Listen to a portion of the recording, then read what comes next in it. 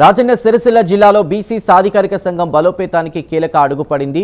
ముస్తాబాద్ మండలం బీసీ సాధికారిక సంఘం యూత్ అధ్యక్షులుగా మామిండ్ల స్వామి నియమితులయ్యారు. బీసీ సంఘం రాష్ట్ర youth working president Mengan Manohar, Mustabad మండల వర్కింగ్ ప్రెసిడెంట్ సుధాల దేవయ్య ఈ నియామక పత్రాన్ని స్వామికి అందజేశారు. ఇక నూతనంగా ఎన్నికైన మామిండ్ల స్వామితో పాటు ఇతర బీసీ నాయకులను రాష్ట్ర నాయకులు మనోహర్ ఘనంగా సత్కరించారు.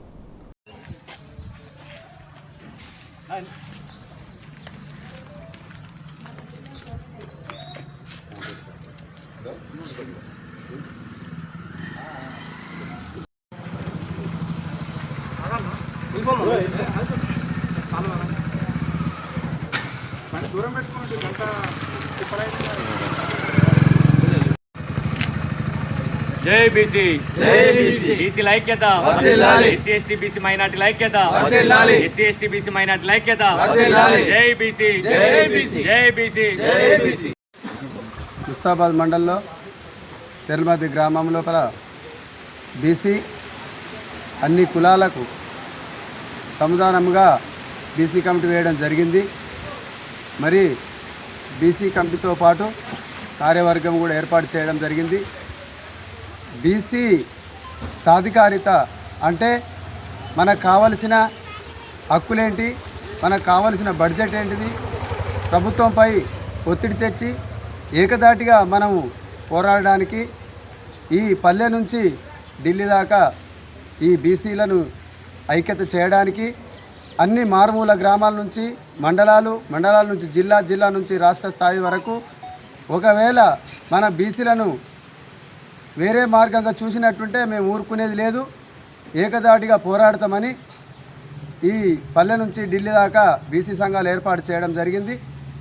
మరి కొండ దేవన్న గారి ఆధ్వర్యంలో మరియు రాష్ట్ర వర్కింగ్ ప్రెసిడెంటు మెంగన్ మనోహర్ గారి ఆధ్వర్యంలో మరియు మన బీసీ సంఘాల అందరం కలిసి అన్ని గ్రామాల నుంచి వచ్చినటువంటి పెద్దలకు ధన్యవాదాలు.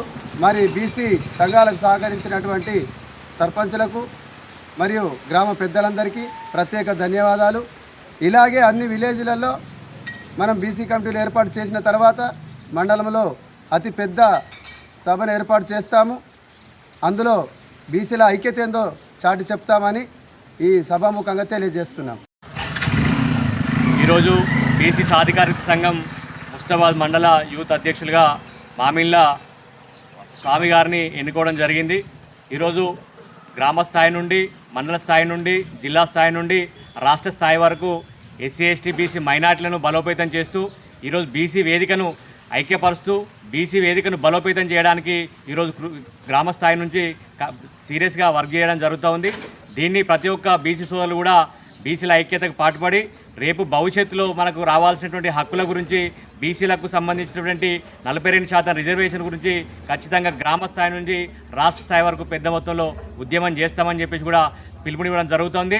అందులో భాగంగానే ఈరోజు గ్రామీణ స్థాయి నుండి రాష్ట్ర స్థాయి వరకు బీసీ వేదికను, బీసీ కులాలను ఐక్యతపరుస్తూ బీసీ కులాలను బలపరుస్తూ ఈరోజు బీసీ హక్కులు ఏవైతే ఉన్నాయో వారంతా వారు ఇవ్వకపోతే గల్లబట్టి గుంజుకునేటువంటి విధంగా పోరాటం చేసే విధంగా ఈరోజు బలోపేతం చేసే విషయంలో భాగంగానే ఈరోజు గ్రామ స్థాయి నుండి ఈరోజు బీసీ ఐక్యవేదిక ముందర నడుస్తూ ఉంది. ఈరోజు అన్ని బీసీ కులాలు ఏవైతే ఉన్నాయో మన హక్కుల సాధన కోసం మనం అందరం ఐక్యంగా కలిసికట్టుగా మనకు రావాల్సినటువంటి వాటాల కోసం, మనకు రావాల్సినటువంటి రిజర్వేషన్ కోసం ఖచ్చితంగా కలిసికట్టుగా పోరాటం చేయాల్సి ఉంటుంది. ఈరోజు బీసీలకు కల్పించేటువంటి 42% రిజర్వేషన్ ఏదైతే ఉందో ఆ రిజర్వేషన్ విషయంలో ఇప్పుడు ఉన్నటువంటి రాష్ట్ర ప్రభుత్వం చాలా బీసీల పట్ల నిర్లక్ష్యం చేస్తూ ఉంది.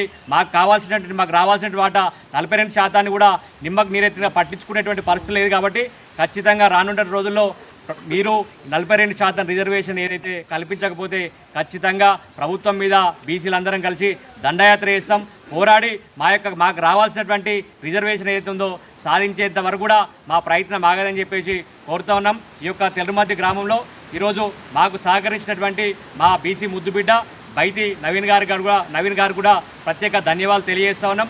ఈరోజు ఇక్కడ బీసీ బిడ్డనే సర్పంచ్గా గెలిచింది కాబట్టి ఈరోజు వారికి కూడా మా అందరి బీసీ బిడ్డల తరఫున ప్రత్యేక ధన్యవాదాలు తెలియజేస్తా ఉన్నాం. బైతి దుర్గమ్మ గారికి, అట్లాగే బైతి నవీన్ గారికి.